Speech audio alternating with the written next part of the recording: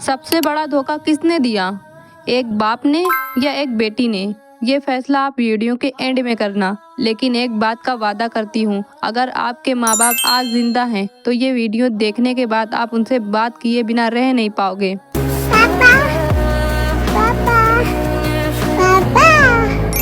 چلیے اسٹارٹ کرتے ہیں۔ ایک باپ تھا جس کے ہاتھ میں بس 200 روپے تھے، لیکن اس دن اس کی بیٹی نے ایک گڑیا مانگ لی اور باپ نے اپنا نیا کرتا نہیں خریدا لیکن اپنی بیٹی کی ضد پوری کی۔ انہوں نے اس کو گڑیا لا کر دیا اور ماں وہ رات بھر پرانے کپڑے سلتی رہی تاکہ بیٹی کو کبھی یہ محسوس نہ ہو کہ اس کے گھر میں کوئی بھی کمی ہے۔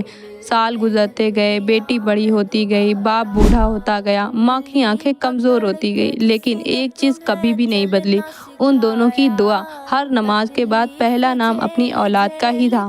آپ سوچ رہے ہوں گے کہ ہمارے ماں باپ بھی بالکل ایسا ہی ہے، ان کو خود سے زیادہ ہماری فکر ہوتی ہے نا؟ تو چلیے ہم لوگ کہانی کا ٹوئسٹ پڑھتے ہیں۔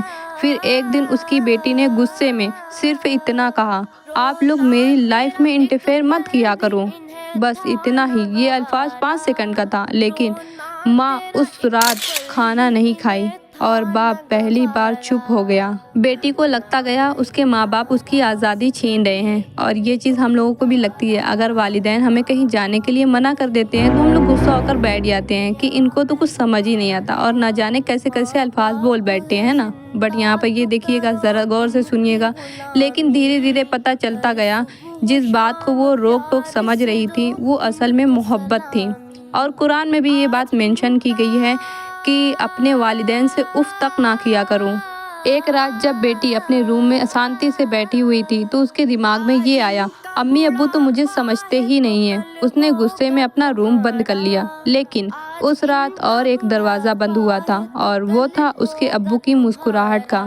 اگلی صبح سب کچھ نارمل تھا، امی نے ناشتہ بنایا، ابو کام پر چلے گئے، کسی نے کل کی بات دوبارہ کی ہی نہیں۔ اور ہر گھر میں ایسا ہی ہوتا ہے، بچے غصے کی بات بھول جاتے ہیں لیکن ماں باپ اس بات کو دل پر دبا لے جاتے ہیں، رائٹ؟ اگر نظر اٹھا کر دیکھا جائے تو ہمیں بھی تو یہی لگتا ہے نا، میری لائف میری مرضی۔ لیکن ایک بار یہ ضرور سوچئے گا، جب تم چل بھی نہیں سکتے تھے تو کس نے تمہیں انگلی پکڑ کر چلنا سکھایا تھا؟ کچھ دن بعد جب بیٹی الماری صاف کر رہی تھی تو اسے ایک پرانا لفافہ دکھا۔ جب اس نے اٹھا کر دیکھا تو اس میں کافی ساری رسیدیں تھیں۔ ہم مڈل کلاس فیملی میں بھی ایسا ہی ہوتا ہے، ہم لوگ کہیں گھومنے پھرنے یا پھر کہیں پر بھی جاتے ہیں تو ہر ایک چیز ماں باپ سنبھال کر رکھے رہتے ہیں، ہے نا؟ اب وہ لفافے میں کیا تھا، چلیے دیکھتے ہیں۔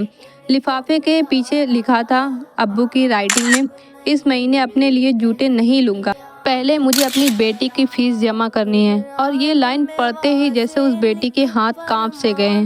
اس نے پہلی بار سمجھ آیا کہ ماں باپ بس اپنے بچوں پہ پیسے ہی خرچ نہیں کرتے، وہ ایک اپنی زندگی خرچ کرتے ہیں، اپنی خواہشوں کو دبا کر اپنے بچوں کے ہر خواہش کو پورا کرتے ہیں۔ ایسا ہم لوگوں کے ماں باپ بھی کرتے ہیں۔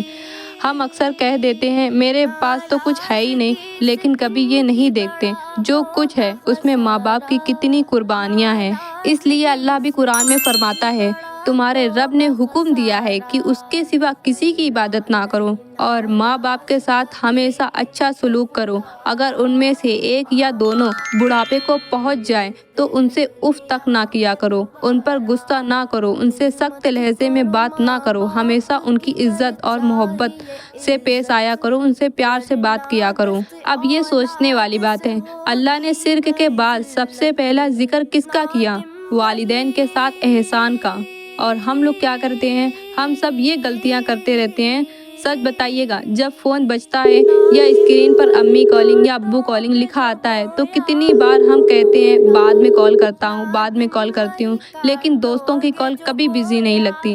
آفس کے لیے وقت مل جاتا ہے، سوشل میڈیا کے لیے گھنٹوں نکال لیتے ہیں، لیکن ماں باپ کے ساتھ 10 منٹ بیٹھنا بھی اتنا مشکل لگتا ہے۔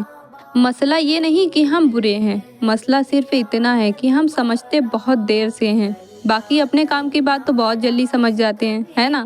آئیے ہم لوگ حدیث سے سمجھتے ہیں۔ ہمارے پیارے نبی صلی اللہ علیہ وآلہ وسلم نے فرمایا، اللہ کی رضا والدین کی رضا میں ہے، اور ہماری اللہ کی ناراضگی بھی والدین کی ناراضگی میں ہے۔ اور ایک اور حدیث میں یہ کہا گیا، ایک صحابی نے پوچھا، یا رسول صلی اللہ علیہ وآلہ وسلم، میرے حسن سلوک کا سب سے زیادہ حقدار کون ہے؟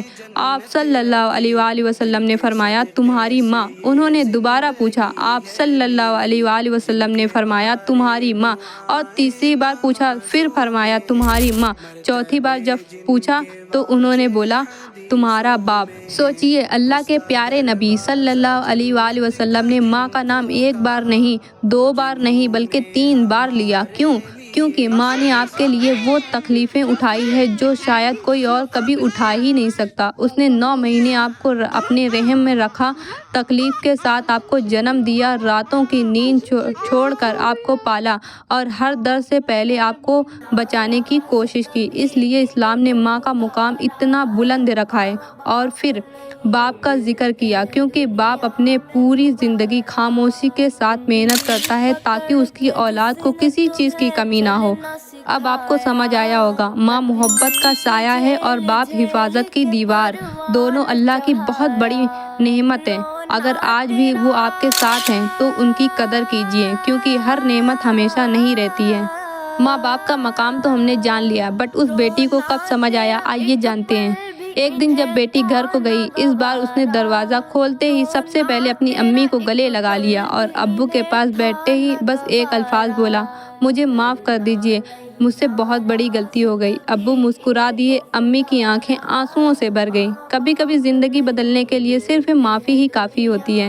یہ ویڈیو ان لوگوں کے لیے نہیں تھی جو ماں باپ کی خدمت نہیں کرتے، بلکہ ان لوگوں کے لیے بھی تھی جو کرتے تو ہیں تاکہ ان کو اور بھی بہتر کرنے کا موقع دیا جائے۔ اگر آج آپ کے ماں باپ زندہ ہیں تو یہ اللہ کی بہت بڑی نعمت ہے۔ ان کے ساتھ وقت گزاریے، ان کی بات سنیے، ان کے لیے دعا کیجیے، اور اگر وہ اس دنیا میں نہیں ہیں تو ان کے لیے مغفرت کی دعا کیجیے اور صدقہ جاریہ کا عمل کو یاد رکھیے۔ اگر اس کہانی نے آپ کو اپنے والدین کی قدر کرنا سکھایا تو کمنٹ میں اتنا ضرور سے کہیے گا، اللہ میرے والدین پر رحم فرما، آمین۔ ہم ملتے ہیں نیکسٹ ویڈیو میں انشاءاللہ۔ السلام علیکم ورحمۃ اللہ وبرکاتہ۔